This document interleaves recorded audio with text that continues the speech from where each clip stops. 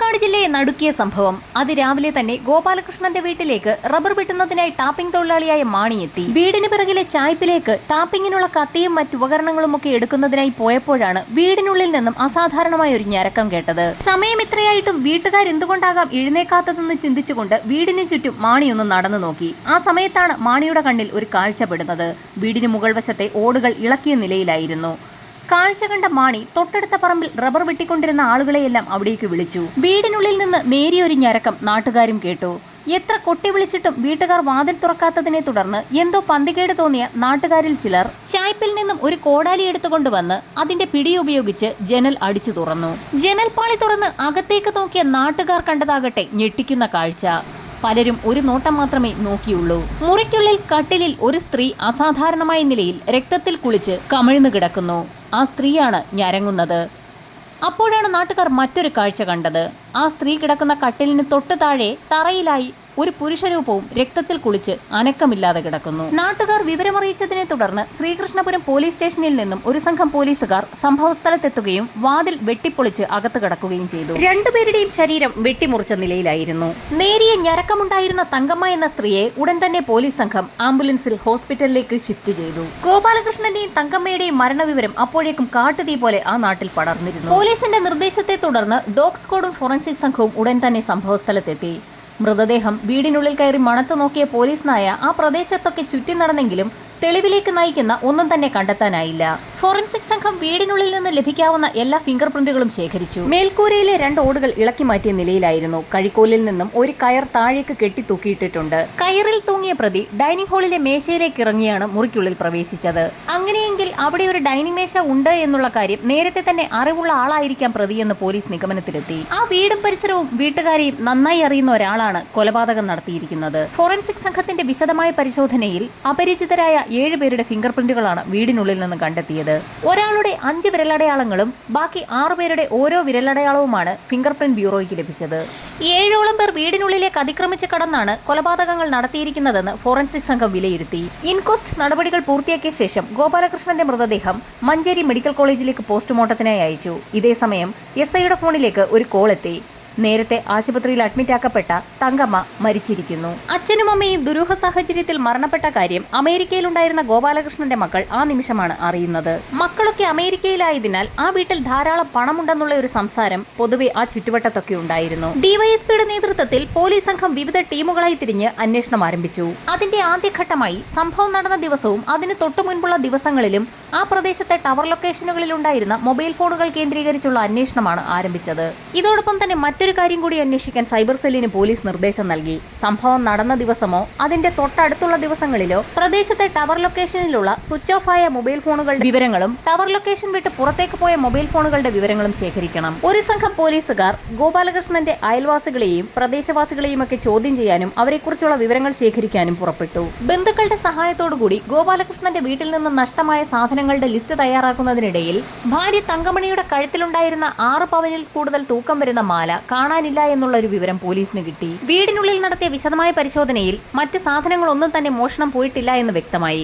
ആകെ ആ വീട്ടിൽ നിന്ന് നഷ്ടമായിരിക്കുന്നത് തങ്കമണിയുടെ കഴുത്തിൽ കിടന്ന 6.5 പവനോളം തൂക്കം വരുന്ന മാല മാത്രമാണ്. പോലീസ് അന്വേഷണം പുരോഗമിക്കുന്ന സാഹചര്യത്തിലാണ് പോസ്റ്റ്മോർട്ടം റിപ്പോർട്ട് പുറത്തുവരുന്നത്. തീർത്തും ഞെട്ടിപ്പിക്കുന്ന ഒരു റിപ്പോർട്ടായിരുന്നു അത്. മരണപ്പെട്ട ഗോപാലകൃഷ്ണന്റെ ശരീരത്തിൽ 80ലധികം വെട്ടുകളായിരുന്നു ഉണ്ടായിരുന്നത്. തങ്കമണിയുടെ ശരീരത്തിൽ 40ഓളം വെട്ടുകളും ഉണ്ടായിരുന്നു. മൂർച്ചയേറിയ ആയുധം കൊണ്ടാണ് വെട്ടി പരിക്കേൽപ്പിച്ചിരിക്കുന്നത്. ഇതിനു പുറമെ ഗോപാലകൃഷ്ണന്റെ തലയിൽ ശക്തിയേറിയ എന്തോ ആയുധം ഉപയോഗിച്ച് അടിച്ച് പരിക്കേൽപ്പിച്ചിട്ടുമുണ്ട്. തീർത്തും മനസാക്ഷിക്കുത്തില്ലാതെ അതിക്രൂരമായി കൊലപാതകം നടത്തുന്ന ഒരു സംഘം തന്നെയാകാം ഇതിനു പിന്നിലെന്ന് വിലയിരുത്തിയ പോലീസ് സംഘം സംഭവം നടന്ന ദിവസം ടവർ ലൊക്കേഷനിൽ സ്ഥിരം പ്രതികൾ ആരെങ്കിലും ഉണ്ടോ എന്നുള്ള അന്വേഷണം നടത്തുന്നതിനായി സൈബർ സെല്ലിനെ സമീപിച്ചു. ഇതോടൊപ്പം തന്നെ ഫോറൻസിക് സംഘത്തിന് ലഭിച്ച വിരലടയാളങ്ങൾ ഫിംഗർ പ്രിന്റ് ബ്യൂറോയിൽ ലിസ്റ്റ് ചെയ്യപ്പെട്ടിട്ടുള്ള പോലീസിന്റെ സ്ഥിരം കുറ്റവാളികളുടെ ഏതെങ്കിലും വിരലടയാളങ്ങളുമായി മാച്ച് ചെയ്യുന്നുണ്ടോ എന്നുള്ള പരിശോധന കൂടി ആരംഭിച്ചു. എന്നാൽ പോലീസിനെ തീർത്തും നിരാശപ്പെടുത്തുന്ന ഒരു റിപ്പോർട്ടായിരുന്നു പുറത്തു വന്നത്. സ്ഥിരം കുറ്റവാളികളുടെ ഫിംഗർ പ്രിന്റുകളുമായി യാതൊരു ബന്ധവും ക്രൈം സീനിൽ നിന്ന് ലഭിച്ച ഫിംഗർ പ്രിന്റുകൾക്കില്ലായിരുന്നു. ഇതിൽ നിന്ന് സ്ഥിരം കുറ്റവാളികളല്ല കൊലപാതകങ്ങൾക്ക് പിന്നിലെന്ന് പോലീസിന് മനസ്സിലായി. കൊല്ലപ്പെട്ട ഗോപാലകൃഷ്ണനെയും കുടുംബത്തെക്കുറിച്ചുമുള്ള കൂടുതൽ വിവരങ്ങൾ ബന്ധുക്കളിൽ നിന്നും പോലീസ് സംഘം ചോദിച്ചറിഞ്ഞു. ഒരു സാധാരണ കുടുംബമായിരുന്നു ഗോപാലകൃഷ്ണന്റേത്. ചെയ്യാവുന്ന ജോലികളൊക്കെ ചെയ്ത് മക്കളെ നന്നായി പഠിപ്പിച്ചു വളർത്തി അവരെ അമേരിക്കയിലേക്ക് അയച്ചു. മക്കൾക്ക് ജോലി ലഭിച്ച ശേഷമായിരുന്നു ആ വീട് നല്ലൊരു സാമ്പത്തിക സ്ഥിതിയിലേക്ക് എത്തിയത്. ഏതാനും നാളുകൾക്ക് മുൻപ് അവിടെ ഒരു സ്ഥലം വാങ്ങുന്നതിനായി ഗോപാലകൃഷ്ണൻ അഡ്വാൻസ് കൊടുത്ത വിവരവും നാട്ടുകാർക്കൊക്കെ അറിയാമായിരുന്നു. പ്രദേശവാസികളെയും ബന്ധുക്കളെയും സുഹൃത്തുക്കളെയും ഒക്കെ ചോദ്യം ചെയ്യാൻ വിളിച്ചു വരുത്തുന്നതിനിടയിൽ അവരറിയാതെ തന്നെ അവരുടെ ഫിംഗർ പ്രിന്റുകളും പോലീസ് സംഘം ശേഖരിച്ചിരുന്നു. എന്നാൽ അവരുടെ ആരുടെയും ഫിംഗർ പ്രിന്റുകൾ ക്രൈം സീനിൽ നിന്ന് ലഭിച്ച ഫിംഗർ പ്രിന്റുകളുമായി മാച്ച് ചെയ്യാത്ത സാഹചര്യത്തിൽ പോലീസ് സംഘം ആകെ നിരാശരായി. പ്രതികളിലേക്കെത്തുന്ന ഒരു ലീഡും നാട്ടുകാരെയോ ബന്ധുക്കളെയോ ചോദ്യം ചെയ്തതിൽ നിന്നും പോലീസിന് ലഭിച്ചില്ല. എങ്കിലും ലോക്കൽ പോലീസ് അന്വേഷണവുമായി മുൻപോട്ട് പോയി. പ്രദേശവാസിയായ ഒരു ഗോപാലകൃഷ്ണനെ പോലീസ് സംശയിക്കുന്നതിനെ തുടർന്ന് അയാളെ നിരന്തരം പോലീസ് സ്റ്റേഷനിലേക്ക് വിളിച്ചു വരുത്തുകയും ചോദ്യം ചെയ്ത് വിട്ടയക്കുന്നത് പതിവായിരുന്നു. അയാൾക്ക് ഈ കുറ്റകൃത്യവുമായി യാതൊരു ബന്ധവുമില്ല എന്ന് എത്ര ആവർത്തിച്ച് പറഞ്ഞിട്ടും പോലീസ് ചോദ്യം ചെയ്യൽ തുടർന്നതോടുകൂടി ഒരു ദിവസം ഗോപാലകൃഷ്ണൻ ആത്മഹത്യക്ക് ശ്രമിച്ചു. കണ്ണക്കുറിശി കൊലപാതകത്തിൽ പോലീസ് സംഘം നിരപരാധികളെ ക്രൂശിക്കുന്നു എന്നുവരെ വാർത്ത പത്രത്തിൽ വന്നു. ലോക്കൽ പോലീസിന്റെ അന്വേഷണത്തിൽ കാര്യമായ പുരോഗതിയില്ല എന്ന് മനസ്സിലാക്കിയ ഗോപാലകൃഷ്ണന്റെ മക്കൾ അമേരിക്കയിൽ നിന്നും തിരിച്ചെത്തുകയും മന്ത്രിമാരെയും MLA-മാരെയും അടക്കം കണ്ട് പരാതി പറയുകയും ചെയ്തു. അങ്ങനെ സർക്കാർ കേസന്വേഷണം ലോക്കൽ പോലീസിൽ നിന്നും ക്രൈംബ്രാഞ്ചിലേക്ക് മാറ്റി. ശ്രീജിത്ത് IPSന്റെ നേതൃത്വത്തിൽ മിടുക്കരായ ഒരു സംഘം പോലീസുകാരെ അന്വേഷണത്തിനായി നിയോഗിച്ചു. ഈ കേസുമായി ബന്ധപ്പെട്ട് ലോക്കൽ പോലീസ് വളരെയധികം വിവരങ്ങളായിരുന്നു ശേഖരിച്ചിരുന്നത്. എന്നിട്ടും ലോക്കൽ പോലീസിന് എവിടെയാണ് വഴി തെറ്റിയതെന്നായിരുന്നു ക്രൈംബ്രാഞ്ചിന്റെ അന്വേഷണം. ലോക്കൽ പോലീസ് തയ്യാറാക്കിയ റിപ്പോർട്ടിൽ ഈ കേസുമായി ബന്ധപ്പെട്ട് 35ഓളം ആളുകളെ സംശയിക്കുന്നതായും അതിനുള്ള കാരണങ്ങളും വിശദമായി തന്നെ രേഖപ്പെടുത്തിയിരുന്നു. ആ 35 പേരെയും നേരിൽ കണ്ട് ക്രൈംബ്രാഞ്ച് സംഘം ചോദ്യം ചെയ്തെങ്കിലും അവർക്കാർക്കും ഈ കൊലപാതകവുമായി യാതൊരു ബന്ധവുമില്ല എന്ന് മനസ്സിലായി. അടുത്തതായി മൊബൈൽ ടവർ ലൊക്കേഷനുകൾ കേന്ദ്രീകരിച്ച് ലോക്കൽ പോലീസ് നടത്തിയ അന്വേഷണ റിപ്പോർട്ടായിരുന്നു ക്രൈംബ്രാഞ്ച് സംഘം പരിശോധിച്ചത്. സംഭവം നടന്നതിന് ശേഷം ടവർ ലൊക്കേഷനിൽ നിന്ന് മാറിപ്പോയ മൊബൈൽ ഫോൺ കേന്ദ്രീകരിച്ചുള്ള അന്വേഷണത്തിലും ക്രൈംബ്രാഞ്ച് സംഘത്തിന് ഒന്നും കണ്ടെത്താനായില്ല. ഒന്നിലധികം പേർ ചേർന്ന് നടത്തിയ കൊലപാതകമാണെങ്കിൽ ഫോണിലെങ്കിലും അവർ പരസ്പരം ബന്ധപ്പെടേണ്ടതാണ്. അത് മാത്രവുമല്ല, പ്രൊഫഷണൽ കുറ്റവാളികളാണെങ്കിൽ അവർ ആ വീട്ടിലെ അലമാരികൾ മുഴുവൻ അരിച്ചു പറക്കി മറ്റ് സാധനങ്ങൾ കൂടി കൊണ്ടുപോകേണ്ടതായിരുന്നു. ഇവിടെ നഷ്ടമായിരിക്കുന്നത് തങ്കമണിയുടെ ഒരു മാല മാത്രമാണ്. അത് മാത്രവുമല്ല, തങ്കമണിയുടെയും ഭർത്താവിന്റെയും ശരീരത്തിൽ വെട്ടേറ്റ നിരവധി പാടുകളുമുണ്ട്. കൊലപാതകങ്ങൾ സ്ഥിരമാക്കിയ ഒരു കുറ്റവാളിയായിരുന്നുവെങ്കിൽ ഇരയെ കീഴ്പ്പെടുത്തുന്നതിനായി 1-2 വെട്ട് മർമ്മമറിഞ്ഞ് വെട്ടേണ്ട ആവശ്യമേ ഉള്ളൂ. ഇവിടെ മറിച്ചാണ് സംഭവിച്ചിരിക്കുന്നത്. കൊലപാതകം നടത്തിയ വ്യക്തി ആ വീട്ടിൽ നിന്നും മാല മോഷ്ടിച്ച ശേഷം അവിടെ നിന്നും എത്രയും വേഗം രക്ഷപ്പെട്ടു പോകണമെന്നുള്ള ചിന്തയുള്ള ആളായിരുന്നു. ഇതിൽ നിന്നെല്ലാം കൊലപാതകങ്ങൾ നടത്തിയിരിക്കുന്നത് ലോക്കലായ, അതായത് പ്രദേശവാസികൾക്കൊക്കെ തന്നെ പരിചയമുള്ള ഒരു വ്യക്തിയാണെന്ന് ക്രൈംബ്രാഞ്ച് സംഘം നിഗമനത്തിലെത്തി. തികച്ചും ലോക്കലായ ഒരു വ്യക്തിയെ ലോക്കൽ പോലീസിന്റെ കേസന്വേഷണത്തിൽ എന്തുകൊണ്ടാണ് കണ്ടെത്താൻ കഴിയാഞ്ഞതെന്ന് ചിന്തിച്ച ക്രൈംബ്രാഞ്ച് സംഘം വളരെ അമ്പരപ്പിക്കുന്ന ഒരു തീരുമാനമാണ് എടുത്തത്. ലോക്കലായ ആ കുറ്റവാളിയെ പിടികൂടുന്നതിനായി ആരും അറിയാതെ സംഭവം നടന്ന വീടിന് തൊട്ടടുത്ത് 2 കിലോമീറ്റർ ദൂരത്തിൽ ക്രൈംബ്രാഞ്ച് സംഘം ഒരു വീട് വാടകയ്ക്കെടുത്ത് താമസം ആരംഭിച്ചു. പ്രദേശത്തെ മൊബൈൽ ടവറുകളിലേക്ക് വരുന്ന ഓരോ ഫോൺ കോളുകളും നിരീക്ഷിച്ചു. രഹസ്യ പോലീസ് സംഘം ഇടവേളകളിൽ ആവർത്തിച്ച് പരിസരവാസികളുടെ മൊഴി എടുത്തുകൊണ്ടേയിരുന്നു. എല്ലാവരും പറഞ്ഞ മൊഴിയിൽ തന്നെ ഉറച്ചു നിന്നപ്പോൾ പരിസരവാസിയായ രാജേന്ദ്രൻ എന്നൊരു വ്യക്തി മാത്രം പറയുന്ന കാര്യങ്ങളിലൊക്കെ എന്തോ ചില വൈരുദ്ധ്യങ്ങളുണ്ടെന്ന് പോലീസ് സംഘത്തിന് മനസ്സിലായി. രാജേന്ദ്രന്റെ ഫോൺ രേഖകൾ പരിശോധിക്കാൻ തീരുമാനിച്ചു. ഇതോടൊപ്പം തന്നെ പ്രദേശവാസികളോട് രാജേന്ദ്രനെ കുറിച്ച് രഹസ്യമായി പോലീസ് വിവരങ്ങൾ തിരക്കി തുടങ്ങി. കൊലപാതകം നടന്ന സമയത്ത് ലോക്കൽ പോലീസും ക്രൈംബ്രാഞ്ചും പ്രദേശവാസികളെ ചോദ്യം ചെയ്ത സമയത്ത് ഗോപാലകൃഷ്ണന്റെ വീട്ടിൽ നിന്നും 100 മീറ്റർ മാത്രം അകലെ താമസിക്കുന്ന രാജേന്ദ്രനെ കുറിച്ചും പോലീസ് അന്വേഷിച്ചിരുന്നു. എന്നാൽ സംഭവം നടക്കുന്നതിന്റെ തലേ ദിവസം രാജേന്ദ്രൻ ചെന്നൈയിലേക്ക് പോയതായിരുന്നു നാട്ടുകാരുടെയൊക്കെ മൊഴി. കൃത്യം നടക്കുന്ന സമയത്ത് രാജേന്ദ്രൻ സ്ഥലത്തില്ലാതിരുന്നതിനാൽ അയാളെക്കുറിച്ച് കൂടുതൽ കാര്യങ്ങളൊന്നും തന്നെ ലോക്കൽ പോലീസ് അന്വേഷിച്ചതുമില്ല.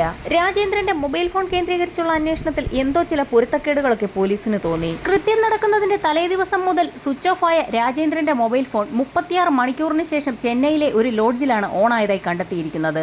പ്രദേശത്തെ വീടുകൾ കേന്ദ്രീകരിച്ച് രാജേന്ദ്രനെ കുറിച്ച് പോലീസ് കൂടുതൽ വിവരങ്ങൾ ശേഖരിക്കുന്നതിനിടയിലാണ് കൊല്ലപ്പെട്ട ഗോപാലകൃഷ്ണന്റെ അയൽവാസിയായ ഒരു സ്ത്രീ ചില നിർണായക വിവരങ്ങൾ പോലീസിന് കൈമാറുന്നത്. സംഭവം നടക്കുന്ന കാലയളവിൽ രാജേന്ദ്രൻ ഒരു വാടക വീട്ടിലായിരുന്നു താമസം. കൊലപാതകം നടക്കുന്നതിന്റെ തൊട്ട് തലേ ദിവസം ചെന്നൈയിലേക്കെന്ന് പറഞ്ഞ് വാടക വീട്ടിൽ നിന്നും ഉടമയെ താക്കോലേൽപ്പിച്ച ശേഷം രാജേന്ദ്രൻ ഇറങ്ങി. താൻ ചെന്നൈയിലേക്ക് പോവുകയാണെന്ന് രാജേന്ദ്രൻ വീട്ടുടമയോട് പറഞ്ഞപ്പോൾ അദ്ദേഹം തന്റെ ബൈക്കിൽ അയാളെ തൊട്ടടുത്തുള്ള ജംഗ്ഷനിൽ എത്തിക്കുകയും ചെയ്തു. ഈ സമയത്താണ് പാലക്കാട്ടേക്കുള്ള പ്രൈവറ്റ് ബസ് അതുവഴി കടന്നു വന്നത്. ജംഗ്ഷനിലുണ്ടായിരുന്ന പ്രദേശവാസിയായ ശോഭ എന്ന സ്ത്രീ പാലക്കാട്ടേക്കുള്ള ബസ്സിൽ കയറുന്നത് കണ്ട് രാജേന്ദ്രനും പിന്നാലെ കയറി. അയൽവാസിയായതിനാൽ തന്നെ രാജേന്ദ്രനെ ശോഭയ്ക്ക് പരിചയമുണ്ട്. ശോഭയ്ക്കൊപ്പം ബസ്സിൽ കയറിയ രാജേന്ദ്രൻ താൻ ചെന്നൈയിലേക്ക് പോവുകയാണെന്നും ശോഭയുടെ ബസ് ടിക്കറ്റ് കൂടി എടുത്തു നൽകാമെന്നും ശോഭയോട് പറഞ്ഞു. എന്നാൽ തന്റെ ടിക്കറ്റ് താൻ നേരത്തെ തന്നെ എടുത്തു എന്ന് ശോഭ അറിയിച്ചു. ഏകദേശം ഉച്ചയോടുകൂടി ഒലവക്കോട് റെയിൽവേ സ്റ്റേഷനിൽ ഇറങ്ങിയ രാജേന്ദ്രൻ ശോഭയോട് യാത്ര പറഞ്ഞ് ബസ്സിൽ നിന്നിറങ്ങി റെയിൽവേ സ്റ്റേഷന്റെ ഉള്ളിലേക്ക് നടന്നു. രാജേന്ദ്രൻ പോകുന്നത് ശോഭ കണ്ടിരുന്നു. എന്നാൽ 2:30-ക്കുള്ള ട്രെയിനിൽ രാജേന്ദ്രൻ അന്ന് ചെന്നൈയിലേക്ക് പോയിരുന്നില്ല. ഉച്ചതിരിഞ്ഞ് 2:08-ന് ഫോൺ ഓഫ് ആകുമ്പോൾ ടവർ ലൊക്കേഷൻ 4 കിലോമീറ്റർ ഇപ്പുറത്തുള്ള പാലക്കാട് നഗരത്തിലായിരുന്നു. പിന്നീട് ഫോൺ ഓണാകുന്നത് 36 മണിക്കൂറിന് ശേഷം ചെന്നൈയിലെ ലോഡ്ജിലും. പരിസരവാസികളുടെ കോൾ ഡേറ്റകൾ പരിശോധിക്കുന്നതിനിടയിൽ തികച്ചും യാദൃശ്ചികമായിരുന്നു രാജേന്ദ്രന്റെ കോൾ ഡേറ്റയും പോലീസിന്റെ ശ്രദ്ധയിൽപ്പെട്ടത്. ഫോൺ ഓഫായിരുന്ന 36 മണിക്കൂറുകൾ അയാൾ എന്ത് ചെയ്യുകയായിരുന്നു, എവിടെയായിരുന്നു എന്നൊന്ന് അന്വേഷിക്കാൻ പോലീസ് സംഘം തീരുമാനിച്ചു. രാജേന്ദ്രന് മേൽ പോലീസിന് സംശയം തോന്നാൻ മറ്റൊരു കാരണം കൂടിയുണ്ടായിരുന്നു. കൊല്ലപ്പെട്ട ദമ്പതിമാരുടെ മക്കളുടെ മൊഴിയെടുത്ത സമയത്ത് പോലീസിന് ചില നിർണായക വിവരങ്ങൾ ലഭിച്ചിരുന്നു. അച്ഛന്റെയും അമ്മയുടെയും കൊലപാതകം നടക്കുന്ന സമയത്ത് വിദേശത്തായിരുന്ന ആ മക്കൾ കൊലപാതകത്തെക്കുറിച്ചുള്ള കൂടുതൽ വിവരങ്ങളൊക്കെ അന്വേഷിക്കുന്നതിന്റെ ഭാഗമായി തങ്ങളുടെ അയൽവാസിയും വളരെ അടുത്ത സുഹൃത്തുമായ രാജേന്ദ്രനുമായി ഫോണിൽ ബന്ധപ്പെട്ടപ്പോൾ വളരെ മോശം സമീപനമായിരുന്നു അയാളുടെ ഭാഗത്തു നിന്നും ഉണ്ടായത്. തനിക്ക് കൊലപാതകത്തെക്കുറിച്ചൊന്നും അന്വേഷിച്ചു നടക്കാൻ സമയമില്ല എന്ന അയാളുടെ മറുപടി മക്കളിൽ തീർത്തും അമ്പരപ്പുളവാക്കിയിരുന്നു. എന്നാൽ ഇത്തരം സംശയങ്ങളുടെ പേരിൽ അയാൾ കുറ്റവാളിയാണോ എന്ന് തീർത്ത് തീരുമാനിക്കാൻ പോലീസിന് കഴിയുമായിരുന്നില്ല. രാജേന്ദ്രനെ ചോദ്യം ചെയ്യാൻ തീരുമാനിച്ച പോലീസ് സംഘം നോട്ടീസ് നൽകി അയാളെ സ്റ്റേഷനിലേക്ക് വിളിപ്പിച്ചു. ചോദ്യം ചെയ്യലിൽ കൊല നടക്കുന്ന സമയത്ത് താൻ ചെന്നൈയിലായിരുന്നു എന്നുള്ള കാര്യം ഉറപ്പിച്ചു തന്നെ അയാൾ പോലീസിനോട് പറഞ്ഞു. ഇതിനിടയിൽ രാജേന്ദ്രന്റെ ഫിംഗർ പ്രിന്റുകളും അയാൾ അറിയാതെ തന്നെ പോലീസ് സംഘം ശേഖരിച്ചു. ചോദ്യം ചെയ്യലിൽ പ്രത്യേകിച്ചൊന്നും ലഭിക്കാത്ത സാഹചര്യത്തിൽ സംഘം അയാളെ വിട്ടയച്ചു. ശേഷം വിരലടയാളം വിശദമായ പരിശോധനയ്ക്കായി ഫിംഗർ പ്രിന്റ് ബ്യൂറോയിലേക്ക് അയച്ചു. രാജേന്ദ്രനെ കുറിച്ച് വിശദമായി അന്വേഷിക്കുന്നതിന്റെ ഭാഗമായി ഒരു സംഘം പോലീസുകാർ ചെന്നൈയിലേക്കും പുറപ്പെട്ടു. ചെന്നൈ കേന്ദ്രീകരിച്ചുള്ള അന്വേഷണം നടക്കുന്നതിനിടയിലാണ് ഫിംഗർ പ്രിന്റ് ബ്യൂറോയിൽ നിന്നും പോലീസിന് ഒരു കോൾ എത്തിയത്. പ്രതി രാജേന്ദ്രൻ തന്നെ എന്ന് ഉറപ്പിച്ചിരുന്ന പോലീസിനെ തീർത്തും ഞെട്ടിക്കുന്ന ചില വിവരങ്ങളായിരുന്നു ഫിംഗർ പ്രിന്റ് ബ്യൂറോയിൽ നിന്ന് ലഭിച്ചത്. രാജേന്ദ്രന്റെ വിരലടയാളവും കൊലപാതകം നടന്ന സമയത്ത് വീടിനുള്ളിൽ നിന്നും കണ്ടെത്തിയ 12 വിരലടയാളങ്ങളുമായി മാച്ച് ചെയ്യുന്നുണ്ടായിരുന്നില്ല. ക്രൈംബ്രാഞ്ച് സംഘത്തിന്റെ എല്ലാ പ്രതീക്ഷകളും നഷ്ടമായി. രാജേന്ദ്രൻ അല്ലെങ്കിൽ പിന്നെ കൃത്യം നടത്തിയത് ആര് എന്ന ചോദ്യം ഉയർന്നു. ഈ സമയത്താണ് ചെന്നൈയിലേക്ക് പുറപ്പെട്ട അന്വേഷണ സംഘത്തിന് ചില നിർണായക വിവരങ്ങളൊക്കെ ലഭിക്കുന്നത്. ചെന്നൈയിൽ നിന്നും ഞെട്ടിക്കുന്ന 2 സംഭവങ്ങളായിരുന്നു അന്വേഷണ സംഘം കണ്ടെത്തിയത്. ഏതാനും വർഷങ്ങൾക്ക് മുൻപ് ചെന്നൈയിൽ രാജേന്ദ്രൻ ജോലി ചെയ്തുകൊണ്ടിരിക്കുന്ന ചായക്കടയ്ക്ക് സമീപത്ത് ദമ്പതികൾ തലക്കടിയേറ്റ് മരിച്ചിരുന്നു. അന്നും രാജേന്ദ്രനെ പോലീസ് ചോദ്യം ചെയ്തെങ്കിലും ഒരു തെളിവും ലഭിക്കാത്ത സാഹചര്യത്തിൽ അയാളെ വിട്ടയക്കുകയും ചെന്നൈ പോലീസിന്റെ തുടരന്വേഷണത്തിൽ പ്രതികളെ കണ്ടെത്താൻ കഴിയാത്ത സാഹചര്യത്തിൽ ആ കേസ് അവസാനിപ്പിക്കുകയും ചെയ്തിരുന്നു. രണ്ടാമത്തെ സംഭവം രാജേന്ദ്രനും വ്യാപാര പങ്കാളിയുമായി തർക്കങ്ങൾ ഉണ്ടാവുകയും ഒടുവിൽ രാജേന്ദ്രൻ അയാളുടെ തലക്കടിച്ച് പരിക്കേൽപ്പിക്കുകയും ചെയ്തിരുന്നു. പിന്നീട് ആ സംഭവം ഒത്തുതീർപ്പായി. ഗോപാലകൃഷ്ണന്റെയും തങ്കമണിയുടെയും കൊലപാതകത്തിന് മുൻപ് കണ്ണക്കുറിശ്ശിയിൽ സമാനമായ സംഭവങ്ങൾ ഉണ്ടായിട്ടുണ്ടോ എന്നറിയുന്നതിനായി പോലീസ് സംഘം പഴയ കേസ് ഫയലുകൾ പരിശോധിച്ചു. പ്രദേശത്തെ വീടുകൾ കയറിയിറങ്ങി വീണ്ടും ആളുകളുടെ മൊഴിയെടുത്തു. അപ്പോഴാണ് പ്രദേശവാസികൾ 10 വർഷം മുൻപ് നടന്ന സമാനമായ ഒരു സംഭവം അന്വേഷണ സംഘത്തിന് മുൻപിൽ വെളിപ്പെടുത്തിയത്. കൊല്ലപ്പെട്ട ഗോപാലകൃഷ്ണന്റെയും രാജേന്ദ്രന്റെയും ഒക്കെ വീടിരിക്കുന്ന സ്ഥലത്ത് നിന്നും ഏകദേശം 200 മീറ്റർ അകലെ കോമളം എന്ന സ്ത്രീയും കുടുംബവും താമസിച്ചിരുന്നു. അന്നൊരു ദിവസം രാത്രി കോമളത്തിന്റെ വീട്ടിൽ നിന്നും ഉറക്കെയുള്ള നിലവിളി ശബ്ദം കേട്ടുകൊണ്ട് നാട്ടുകാരവിടേക്ക് ഓടിയെത്തി. കോമളവും മകൻ രാജേഷും രക്തത്തിൽ കുളിച്ച് നിൽക്കുന്നതായിരുന്നു നാട്ടുകാർ കണ്ടത്. സംഭവം അറിഞ്ഞ് സ്ഥലത്തെത്തിയ പോലീസ് സംഘത്തിന്റെ അന്വേഷണത്തിൽ മുറ്റത്തെ വാട്ടർ ടാങ്കിൽ ചാരി വെച്ചിരുന്ന കോണിയെടുത്ത് പുരപ്പുറത്ത് കയറിയ കള്ളൻ ഓടിളക്കി ഹാളിലെ ഡൈനിങ് ടേബിളിലേക്ക് ഇറങ്ങി ഹാളിൽ ഉറങ്ങിക്കിടക്കുകയായിരുന്ന കോമളത്തിന്റെയും മകൻ രാജേഷിന്റെയും തലയിൽ ശക്തമായി അടിച്ച് പരിക്കേൽപ്പിക്കുകയും ചെയ്തതായി കണ്ടെത്തി. അടിയേറ്റ് തറയിൽ വീണ കോമളത്തിന്റെയും മകൻ രാജേഷിന്റെയും കഴുത്തിൽ കിടന്ന സ്വർണ്ണമാലകൾ കവർന്ന കള്ളൻ അവിടെ നിന്ന് സ്ഥലം വിട്ടു. അന്ന് ലോക്കൽ പോലീസ് നടത്തിയ അന്വേഷണത്തിലും രാജേന്ദ്രനെയും അമ്മയെയും ചോദ്യം ചെയ്തെങ്കിലും പ്രത്യേകിച്ച് അവരിലേക്ക് ചൂണ്ടുന്ന തെളിവുകളൊന്നും ലഭിച്ചില്ല. വർഷങ്ങൾക്ക് ശേഷം ആ കേസ് തെളിവില്ലാത്തതിന്റെ പേരിൽ എങ്ങുമെത്താതെ ക്ലോസ് ചെയ്യുകയും ചെയ്തു.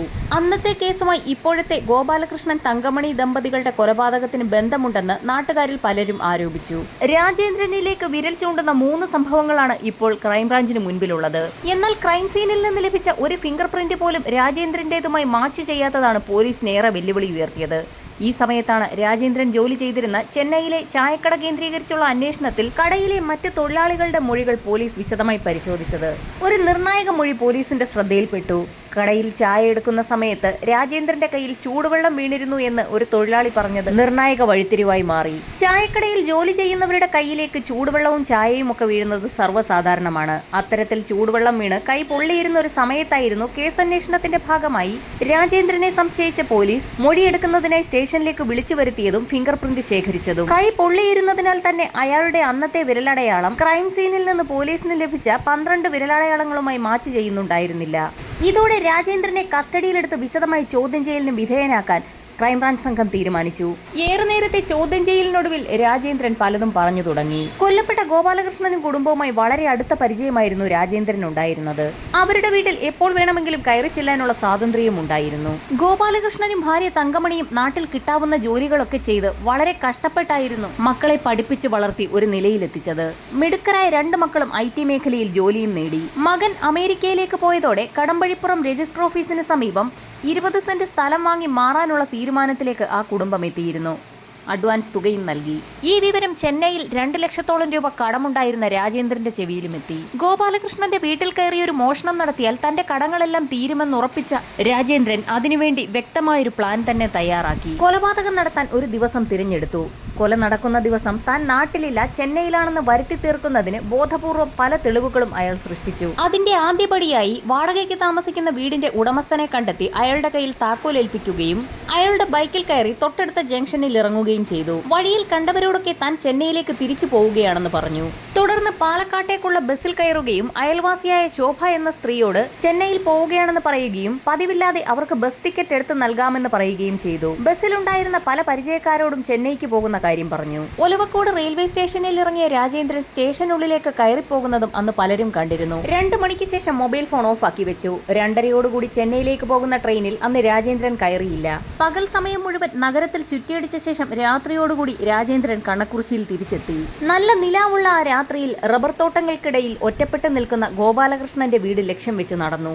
ഗോപാലകൃഷ്ണനും ഭാര്യയും നല്ല ഉറക്കത്തിലായിരുന്നു. പ്രദേശമൊക്കെ ഒന്ന് നിരീക്ഷിച്ച ശേഷം പൊളിച്ച് അകത്ത് കടന്ന് കൊലപാതകം നടത്തി. തങ്കമണിയുടെ കഴുത്തിലുണ്ടായിരുന്ന 6.5 പവൻ സ്വർണവും അവിടെയുണ്ടായിരുന്ന പണവും കവർന്ന് തിരിച്ച് ചെന്നൈയിലേക്ക് കടന്നു. പിറ്റേ ദിവസം നാട്ടുകാർ പറഞ്ഞ് കൊലപാതക വിവരം രാജേന്ദ്രനും അറിഞ്ഞിരുന്നു. എന്നാൽ ഈ സംഭവം അറിഞ്ഞിട്ടും അയാൾ തിരികെ നാട്ടിലേക്ക് എത്തിയില്ല. കേസ് അന്വേഷണത്തിനിടയിൽ ലോക്കൽ പോലീസ് രാജേന്ദ്രനെ സംശയിച്ചതുമില്ല. കാരണം സംഭവം നടക്കുന്ന സമയത്ത് രാജേന്ദ്രൻ നാട്ടുകാരുടെ മൊഴി അനുസരിച്ച് ചെന്നൈയിലാണെന്നാണല്ലോ ധാരണ. ദൃശ്യം 1 സിനിമയുടെ മാതൃകയിലായിരുന്നു പ്രതി രാജേന്ദ്രൻ കൊലപാതകം നടത്തി രക്ഷപ്പെടാൻ ശ്രമിച്ചത്. രാജേന്ദ്രന്റെ വിരലടയാളം വീണ്ടും പരിശോധനയ്ക്ക് വിധേയമാക്കിയതിൽ ക്രൈം സീനിൽ നിന്ന് ലഭിച്ച 6 ഫിംഗർ പ്രിന്റുകളുമായി അത് മാച്ച് ചെയ്യുന്നുണ്ടെന്ന് കണ്ടെത്തി. രാജേന്ദ്രനെ തെളിവെടുപ്പിനായി കണ്ണക്കുറിശ്ശിയിലെ വീട്ടിലേക്ക് കൊണ്ടുവരുന്ന കാര്യമറിഞ്ഞ് നാട്ടുകാരെല്ലാം അങ്ങോട്ടേക്കെത്തി. കാരണം അവർക്കാർക്കും രാജേന്ദ്രൻ ഇങ്ങനെ ഒരു കൃത്യം ചെയ്യുമെന്ന് വിശ്വസിക്കാനേ കഴിയുമായിരുന്നില്ല. ഓടിളക്കി അത്രയും ചെറിയ വിടവിലൂടെ അകത്തേക്കിറങ്ങാൻ രാജേന്ദ്രനെ പോലെ വണ്ണമുള്ള ശരീരമുള്ള ഒരാൾക്ക് കഴിയുമോ എന്നായിരുന്നു പലരുടെയും സംശയം. കൃത്യം നടത്തുന്നതിനായി രാജേന്ദ്രനൊപ്പം ഒരു കൂട്ടാളി കൂടി ഉണ്ടായിരുന്നെങ്കിൽ അയാൾ ഇപ്പോഴും മാന്യതയുടെ മുഖംമൂടി ധരിച്ച് നമുക്കിടയിൽ തന്നെ ഉണ്ടാകില്ലേ? ലോക്കൽ പോലീസിന്റെ അന്വേഷണം എങ്ങുമെത്താതെ വന്ന സാഹചര്യത്തിൽ തുടരന്വേഷണം ഏറ്റെടുത്ത ക്രൈംബ്രാഞ്ച് സംഘം ദൃശ്യം 2ന്റെ മോഡലിൽ പ്രദേശത്ത് തന്നെ രഹസ്യമായി ഒരു വീടെടുത്ത് 1.5 വർഷത്തോളം താമസിച്ച് രഹസ്യമായി പ്രദേശവാസികളെ നിരീക്ഷണത്തിലാക്കിയായിരുന്നു രാജേന്ദ്രനിലേക്ക് എത്തിയത്.